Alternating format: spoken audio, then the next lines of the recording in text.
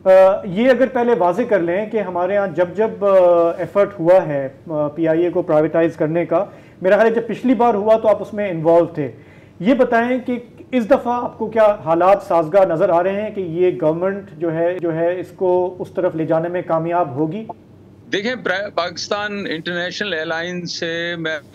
कोई 80 से लेकर किसी न किसी तरीके से associated, I mean as auditors और एडवाइजर, और प्राइवेटाइजेशन कमीशन का जो लास्ट अटेम्प्ट था इसको प्राइवेटाइज करने का during the PMLN government, I think from 2013 to 15, तो we were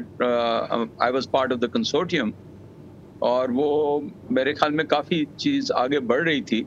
लेकिन अनफॉर्चुनेटली उस वक्त फिर वो पॉलिटिकल विल इतनी नहीं थी और अपोजिशन के प्रेशर में आके उन्होंने अबैंडन कर दिया इसके प्रोग्राम को। और उसका तरीका यही था कि पीआईए के पास जो है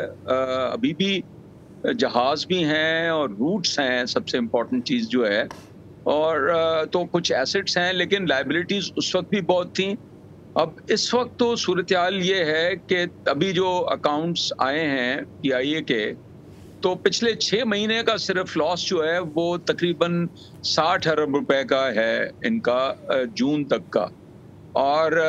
उस आगे आपको पता है कि उनकी लाइबिलिटीज बहुत ज़्यादा हैं और इंटरेस्ट रेट्स बहुत ज़्यादा बढ़ गए हैं और एक्सचेंज लॉसेस और बढ़ गए हैं। तो मुझे तो लगता है कि इस साल इनका खसारा जो है वो 130 अरब रुपए होगा और तकरीबन अक्यूमुलेटेड लॉसेस 800 अरब रुपए हो गए हैं। तो अब ये सूरत हाल ऐसी है कि इसको खरीदेगा कौन, प्राइवेटाइज जो है, क्योंकि इस कंडीशन में और ये जो देखें इसको मतलब अभी भी करना ये चाहिए कि इसकी जो लाइबिलिटीज हैं वो, क्योंकि गवर्नमेंट मैनेज करती रही है, अब जो भी है वो इनकर हो गई है, लाइबिलिटीज हो गई हैं, वो गवर्नमेंट उसको सेपरेट कर ले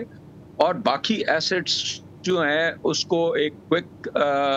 मतलब रिव्यू करके कोई इंगेज कर लें किसी कंसल्टेंट को, तो ये प्राइवेटाइज